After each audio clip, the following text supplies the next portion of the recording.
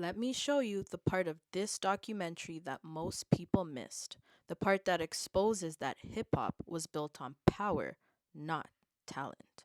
Most people don't know the history, so they don't understand how deep this really runs. To understand this moment, you have to understand the East Coast versus West Coast era. This was not just rap beef. This era created legends and created monsters. It changed hip hop forever.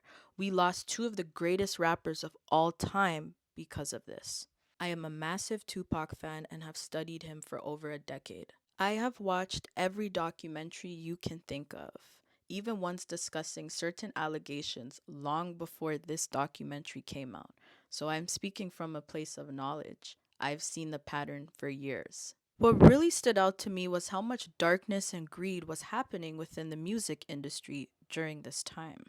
There's this constant pattern of people quietly benefiting from people disappearing, and the culture continuing to celebrate certain figures without really knowing what was happening behind the scenes. The Reckoning documentary also exposed the length people will go to for power and control. It shows how the industry rewarded manipulation, control, and image over talent, integrity, and art. Hip hop fans act surprised, but look at the 90s. Power decided who lived, who died, who got protected, who disappeared, who became a star, and who got sacrificed.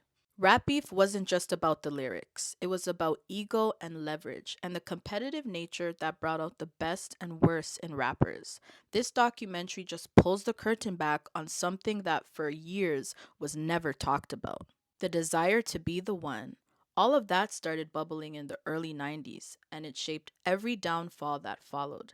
This documentary isn't new information, it's just old patterns finally starting to catch up. And all of this connects back to the 90s, you ask? Look at the relationships, tensions, and betrayals that occurred during that time.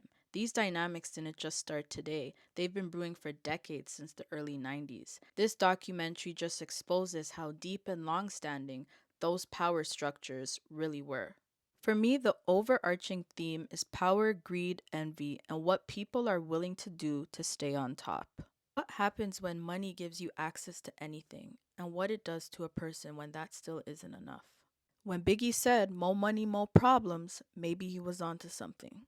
So the real question is, what does hip hop actually reward? Talent or power?